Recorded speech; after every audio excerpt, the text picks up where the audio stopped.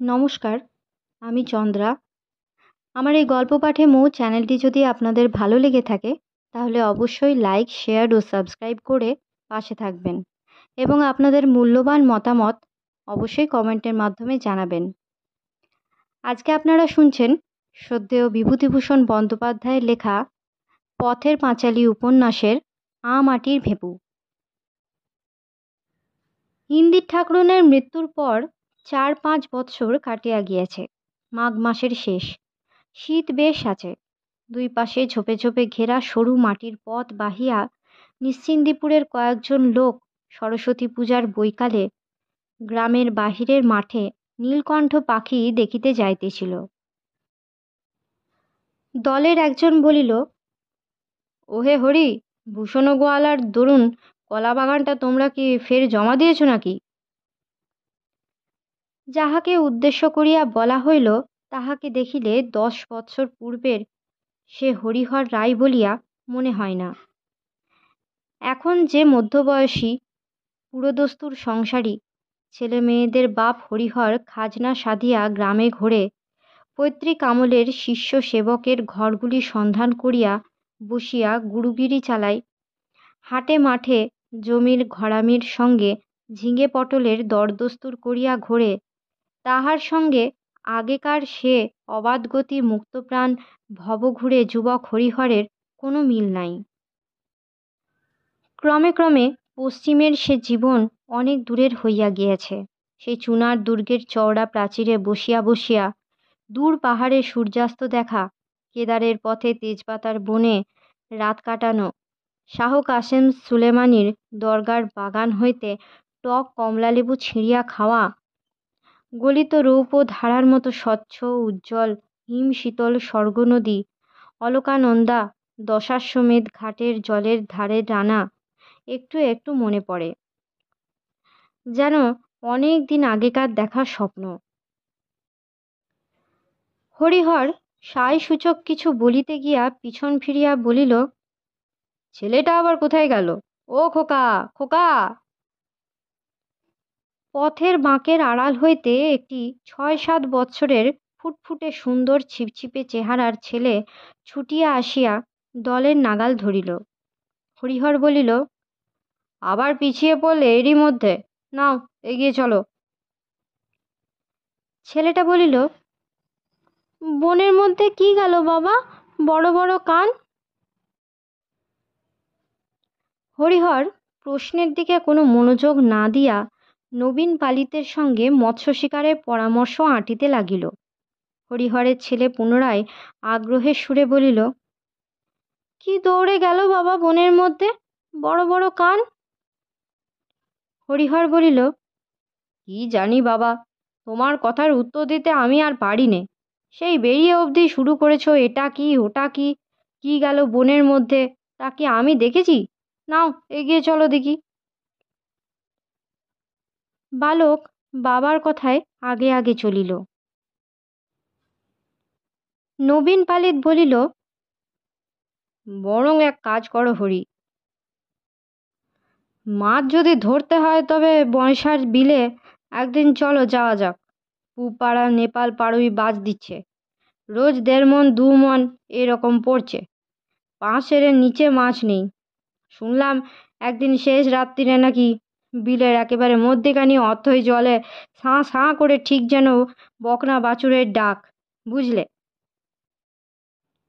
সকলে একসঙ্গে আগাইয়া আসিয়া নবীন পালেতের মুখের দিকে চাহিয়া রহিল। অনেক কেলে পুরনো বিল, গহীন জল। দেখেছ তো মধ্যিখানে জল যেন কালো শিউগোলা পদ্ম গাছের জঙ্গল। কেউ বলে রাঘব বোয়াল, কেউ বলে যক্ষী।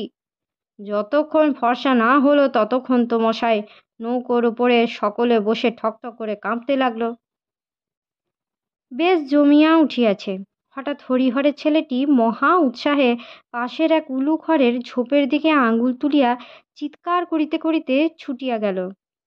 ওই যাচ্ছে বাবা, দেখো বাবা, ওই গেল বাবা, বড় বড় কান, ওই! তাহার বাবা পিছন হইতে ডাক দিয়া বলিল, কাঁটা কাঁটা কাঁটা।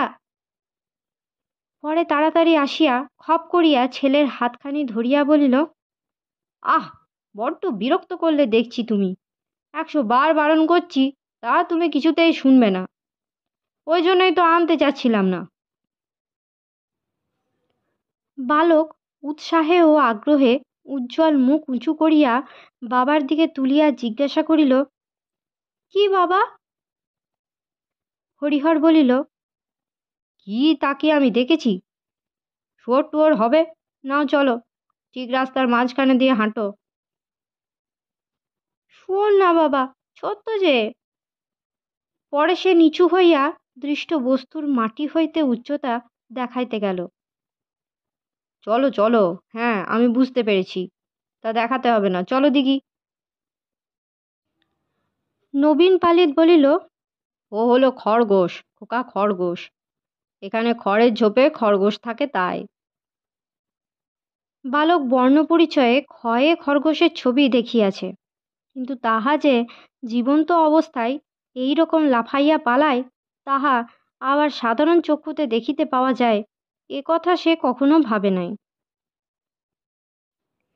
খরগোশ জীবন্ত? একেবারে তোমার সামনে লাফাইয়া পালায়? ছবি না, কাঁচের পুতুল না, একেবারে কান খাড়া সত্যিকারের খরগোশ। এরকম ভাট গাছ বৈচি গাছের ঝোপে, জল মাটির তৈরি নশ্বর পৃথিবীতে এ ঘটনা কি করিয়া সম্ভব হইল, বালক তাহা কোনো মতেই ভাবিয়া ঠাউর করিতে পারিতেছিল না। সকলে বনে ঘেরা সরু পথ ছাড়াইয়া মাঠে পড়িল। নদীর ধারের বাবলা ও জিয়ল গাছের আড়ালে একটা বড় ইটের পাঁজার মতো জিনিস নজরে পড়ে। ওটা পুরনো কালের নীলকুঠির জাল ঘরের ভগ্নাবশেষ। সেকালে নীলকুঠির আমলে এই নিশ্চিন্দিপুর বেঙ্গল ইন্ডিগো কনসার্নের হেডকুঠি ছিল। এ অঞ্চলের 14টা কুঠির ওপরে নিশ্চিন্দিপুর কুঠির ম্যানেজার জন লারমার দোর্দণ্ড প্রতাপে রাজত্ব করিত। এখন কুঠির ভাঙা চৌবাচ্চা ঘর, জালঘর, সাহেবের কুঠি, আপিস জঙ্গলাকীর্ণ ইটের স্তূপে পরিণত হইয়াছে। যে প্রবল প্রতাপ লারমার সাহেবের নামে একসময় এ অঞ্চলে বাঘে গরুতে এক ঘাটে জল খাইত, আজকাল দু একজন অতি বৃদ্ধ ছাড়া সে লোকের নাম পর্যন্ত কেহ জানে না। মাঠের ঝোপঝাপগুলো উলুখড়, বনকলমি, সোঁদাল ও কুলগাছে ভরা। কলমিলতা সারা ঝোপঝাপগুলোর মাথা বড় বড় সবুজ পাতা বিছাইয়া ঢাকিয়া দিয়াছে। ভিতরে স্নিগ্ধ ছায়া, ছোট গোয়ালে নাটা কাটা ও নীল বন অপরাজিতা ফুল সূর্যের আলোর দিকে মুখ উঁচু করিয়া ফুটিয়া আছে। পড়ন্ত বেলার ছায়ায় স্নিগ্ধ বনভূমির শ্যামলতা, পাখির ডাক, চারিধারে প্রকৃতির মুক্ত হাতে ছড়ানো ঐশ্বর্য রাজার মতো ভাণ্ডার বিলাইয়া দান, কোথাও এতটুকু দারিদ্র্যের আশ্রয় খুঁজিবার চেষ্টা নাই, মধ্যবিত্তের কার্পণ্য নাই। বেলা শেষের ইন্দ্রজালে মাঠ, নদী, বন মায়াময়। মাঠের মধ্যে বেড়াইতে বেড়াইতে নবীন পালিত মহাশয় একবার এই মাঠের উত্তর অংশের জমিতে শাঁক আলুর চাষ করিয়া কিরূপ লাভবান হইয়াছিলেন সে গল্প করিতে লাগিলেন।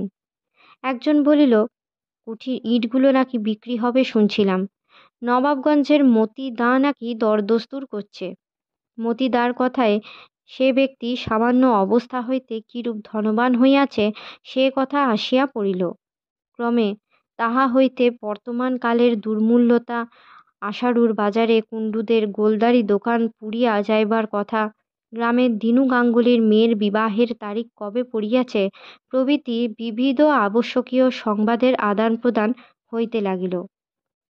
হরিহরের ছেলে বলিল, নীলকণ্ঠ পাখি ওই বাবা? এই দেখো, এখন বাবলা গাছে এক্ষুনি এসে বসবে। বালক মুখ উঁচু করিয়া নিকটবর্তী সমুদয় বাবলা গাছের মাথার দিকে চাহিয়া দেখিতে লাগিল। মাঠের ইতস্তত নিচু নিচু কুল গাছে অনেক কুল পাকিয়াছে। বালক অবাক হইয়া লুব্ধ দৃষ্টিতে সেদিকে চাহিয়া চাহিয়া দেখিল। কয়েকবার কুল পাড়িতে গিয়া বাবার বকুনিতে তাহাকে নিবৃত্ত হইতে হইল। এত ছোট গাছে কুল হয়? তাহাদের পাড়ায় যে কুলের গাছ আছে তাহা খুব উঁচু বলিয়া ইচ্ছা থাকিলেও সে সুবিধা করিতে পারে না। ভারী আংশিটা 2 হাতে আঁকড়াইয়া ধরিয়াও তুলিতে পারে না। কুপথ্যের জিনিস লুকাইয়া খাওয়া কষ্টসাধ্য হইয়া পড়ে। সে টের পায়। খবর পাইয়া মা আসিয়া বাড়ি ধরিয়া লইয়া যায়। বলে, ও মা, আমার কি হবে? এমন দুষ্টু ছেলে হয়েছ তুমি। এই সেদিন উঠলে জ্বর থেকে, আজ অমনি কুলতলায় ঘুরে বেড়াচ্ছ। একটুখানি পিছন ফিরেছি আর অমনি এসে দেখি বাড়ি নেই। কটা কুল খেয়েছিস? দেখি, মুখ দেখি। সে বলে, কুল খায়নি তো মা, তলায় একটাও কুল পড়ে নেই, আমি বুঝি পারতে পারি। পরে সে টুকটুকে মুখটি মায়ের অত্যন্ত নিকটে লইয়া গিয়া হাঁ করে।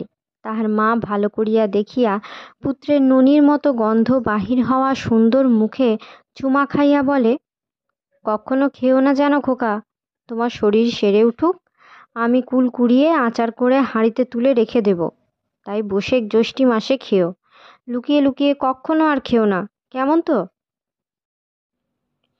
হরিহর বলিল, কুটি কুটি বলছিলে, ওই দেখো খোকা, সাহেবদের কুঠি দেখেছ?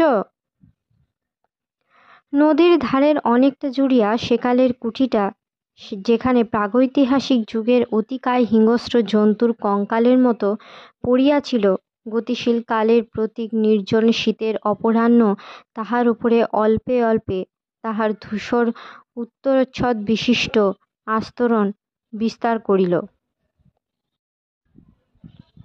কুঠির হাতার কিছু দূরে কুঠিয়াল লারমার সাহেবের এক শিশুপুত্রের সমাধি পরিত্যক্ত ও জঙ্গলাকীর্ণ অবস্থায় পড়িয়া আছে। বেঙ্গল ইন্ডিগো কনসার্নের বিশাল হেডকুঠির এইটুকু ছাড়া অন্য কোনো চিহ্ন আর অখণ্ড অবস্থায় মাটির ওপর দাঁড়াইয়া নাই। নিকটে গেলে অনেক কালের কালো পাথরের ফলকে এখনও পড়া যায়, Here lies Edwin Larmor, the only son of John and Mrs. Larmor, born May 13, 1853, died April 27, 1860.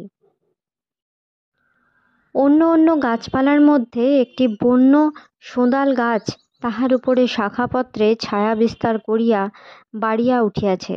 চৈত্র বৈশাখ মাসে আড়াই বাঁকির মোহনা হইতে প্রবহমান জোর হাওয়ায় তাহার পীত পুষ্পস্তবক সারা দিনরাত ধরিয়া বিস্মৃত বিদেশি শিশুর ভগ্ন সমাধির ওপর রাশি রাশি পুষ্প ঝরাইয়া দেয়। সকলে ভুলিয়া গেলেও বনের গাছপালা শিশুটিকে এখনো ভোলে নাই। বালক অবাক হইয়া চারিদিকে চাহিয়া চাহিয়া দেখিতেছিল। তাহার 6 বৎসরের জীবনে এই প্রথম সে বাড়ি হইতে এত দূরে আসিয়াছে। এতদিন ন্যাড়াদের বাড়ি, নিজেদের বাড়ির সামনেটা, বড়জোর রানু দিদিদের বাড়ি, ইহাই ছিল তাহার জগতের সীমা।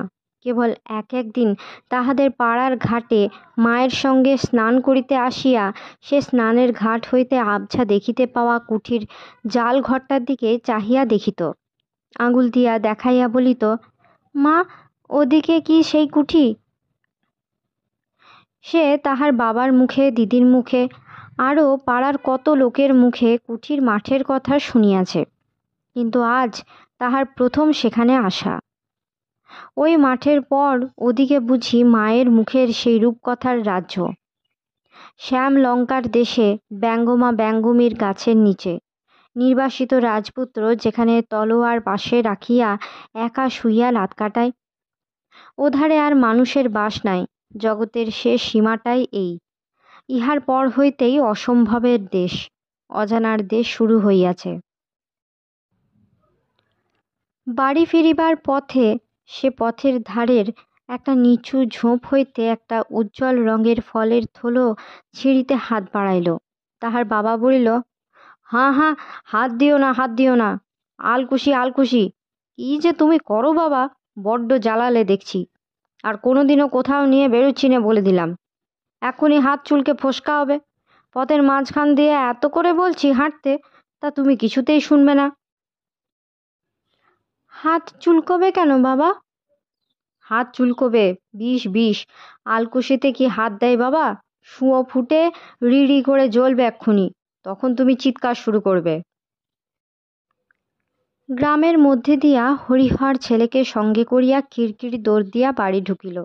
সর্বজয়া খিড়কির দোর খোলার শব্দে বাহিরে আসিয়া বলিল, এই এত রাত হলো, তা ওকে নিয়ে গিয়েছ না একটা দোলায় গায়ে না কিছু? হরিহর বলিল, আহ, নিয়ে গিয়ে যা বিরক্ত, এদিকে যায় ওদিকে যায়, সামলে রাখতে পারিনে। আলকুশির ফল ধরে টানতে যাচ্ছিল। পরে ছেলের দিকে চাহিয়া বলিল, কুঠির মাঠ দেখব, কুঠির মাঠ দেখব। কেমন হলো তো কুঠির মাঠ দেখা? আজকের মতো গল্প পাঠ এই পর্যন্ত। পরবর্তী অংশ নিয়ে আসবো পরবর্তী ভিডিওতে। সকলে ভালো থাকবেন, সুস্থ থাকবেন এবং পাশে থাকবেন। নমস্কার।